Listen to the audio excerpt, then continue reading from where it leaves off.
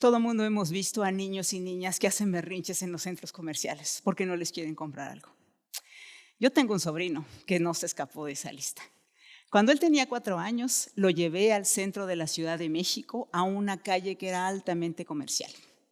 Previendo que me iba a hacer algún berrinche, saqué un billete de mi monedero, me bajé hasta sus ojos y le dije: te voy a dar este billete de 20 pesos para que puedas comprar todo lo que quieras y te alcance, pero no te voy a dar más.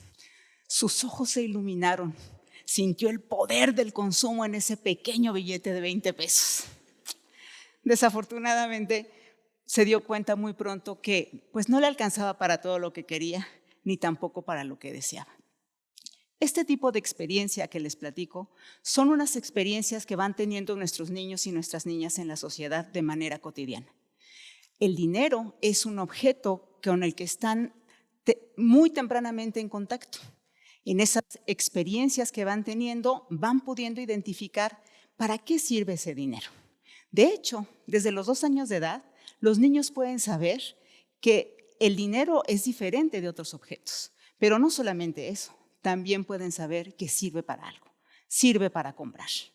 Sin embargo, hay algunos niños que tienen algunos deseos de consumo que requieren. Conocí a una chiquitina que cuando tenía 8 años me contó que ella tenía ganas de comprarse algo, pero no tenía dinero.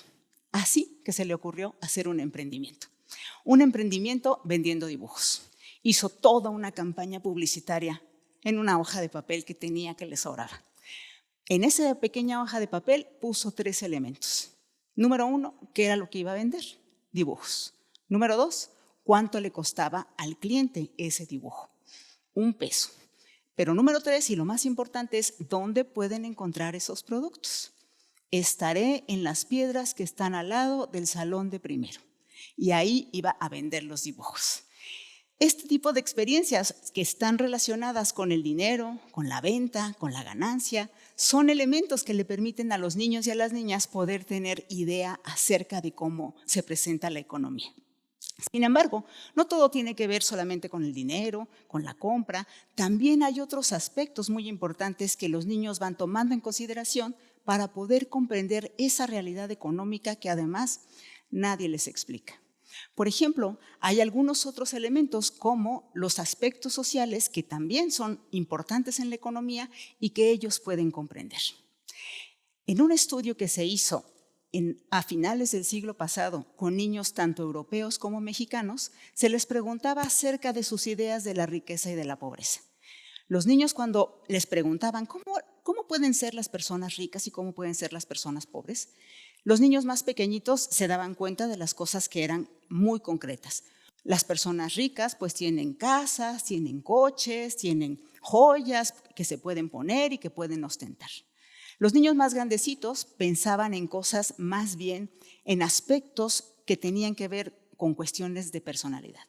Los ricos son personas blancas, son personas buenas y son personas que hacen otras cosas para otros. Los pobres son las personas que no tienen cosas, que no tienen objetos, pero además los pobres son personas que están asociadas a actos delictivos. En este mismo estudio se les preguntaba a los niños acerca de cómo se podían identificar, si se identificaban con los ricos o se identificaban con los pobres. En esta muestra que tuvo este estudio, había niños mexicanos que eran de contextos rurales poco favorecidos económicamente. La mayoría de los niños, cuando se les preguntaba, ¿y tú como de quién eres? Pues yo soy como de los ricos. ¿Y por qué eres de los ricos? Pues porque mi mamá y mis papás pues tienen un carro y tienen una casa. Por eso soy de los ricos. Pero a los niños que estaban en las comunidades rurales con poco dinero, ellos decían, yo soy de los pobres. Y soy de los pobres porque me doy cuenta que cuando mi mamá va al mercado, no le alcanza para llenar la canasta. Ese tipo de ideas que van teniendo los niños son las que van introyectando para poder comprender ese mundo económico. Lo van comprendiendo de manera paulatina. Primero los niños más pequeñitos van pensando en ideas simples conforme van teniendo experiencia con la realidad económica y conforme van teniendo experiencia en la participación de la economía, entonces los niños y las niñas pueden llegar a tener ideas que se acercan mucho más hacia la de los adultos. Pero, ¿para qué nos sirve saber que los niños y las niñas comprenden sobre la economía? Pues nos sirve saber, por ejemplo, para poderles invitar e incitarles a reflexionar sobre esa economía en la que están viviendo.